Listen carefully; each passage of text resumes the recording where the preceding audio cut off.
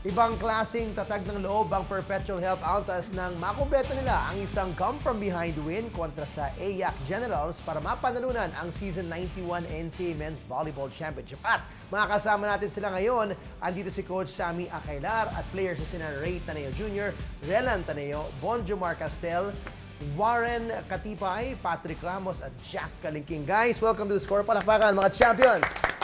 Congratulations! Napakagandang laban ang nasaksihan namin. Salamat sa inyo sa pagbigay ng isang napakagandang serye at Game 3, lalo na Coach. Una, Coach, pag-usapan natin, alam namin na nag-4-peat kayo, tapos last year hindi naman lang kayo nakapasok sa finals. Anong nangyari from that time to this year? Ano yung naramdaman ng team na hindi man na kayo maka-finals at paano nyo ginamit yun na motivation para sa season na ito? Well, of course, malungkot kasi sanay kami sa champion. But din I told my players na tanggapin natin yung man nangyayari, gawin na lang natin siyang challenge, inspiration, or motivation sa atin para mag-training pa kami more para sa sunod na taon. Okay. Bonjomar, alam natin na kung sino makakalaban nyo ng finals, maganda yung season ninyo.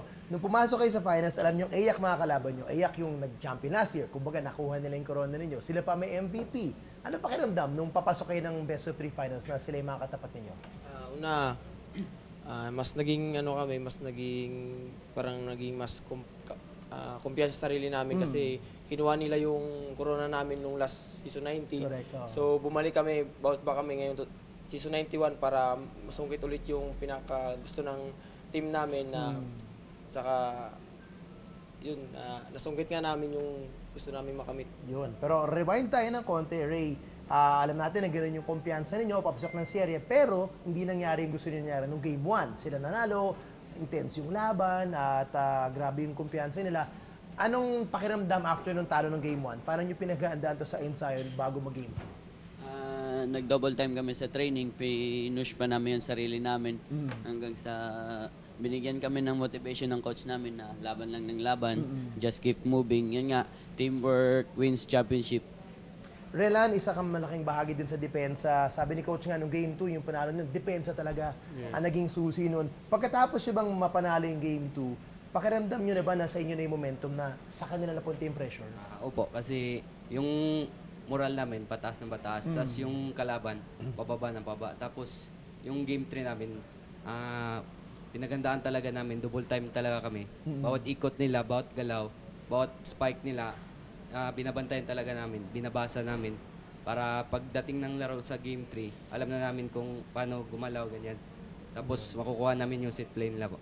Yun. Well, Jack, yun na nga, isa ka rin sa malaking bagay sa depensa. Nung Game 3, 48 errors sila.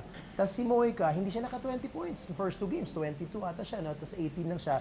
Paano nyo inulit yung magandang depensa ng Game 2? Kung paano nyo pinagandahan pa nga nung Game 3?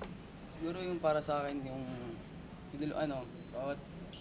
bawat ano po namin sa training, pinagandahan po namin yung bawat palo ni Moika. Kasi si Moika lang po yung pinaka main ng AYAC. Correct.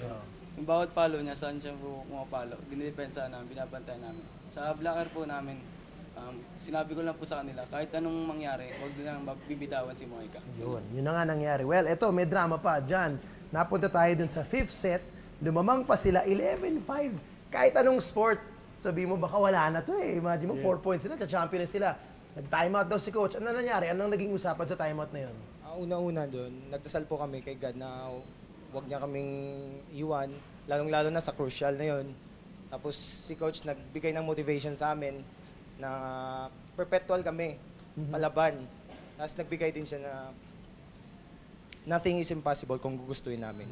At talagang hanggang ngayon, ramdam ko yung sinasabi nyo, yung nangyari sa timeout na yun. Well, Warren, ito nga, after nun, 6 straight points. Tinablan nyo 11 all. Pakiramdam nyo na ba na nasa inyo na yung momentum nun na talagang kahit di kita ng laban sa inyo na to? Para sa akin, oo. Kasi nung nag-time out si coach, parang yun nga sabi ni Koiko, yung sinabi niya na perpetual tayo, walang susuko. Yung parang bawat isa sa amin, parang yun siguro yung biglang pumunta sa utak namin, parang magic word yun ni coach, na nagising kaming lahat. Yun, siguro nakuha kami ng momentum. Just yun, nakamit po namin yung... Yun. Well, coach, grabe yung drama ng Game 3 na yun. And overall, for the whole series, napakaganda na serye, no? Anong masasabi nyo sa team ninyo ngayon? After nung last year, di kayo nag-finals, medyo rebuilding kasi marami na walang seniors. At ngayon, champion kayo ulit. Anong masasabi niyo sa nagawa niyo with this team this year? Actually, talagang sobrang pinaghanda namin. And as I said, as we said, meron pa kaming ginawang mga viewing dyan.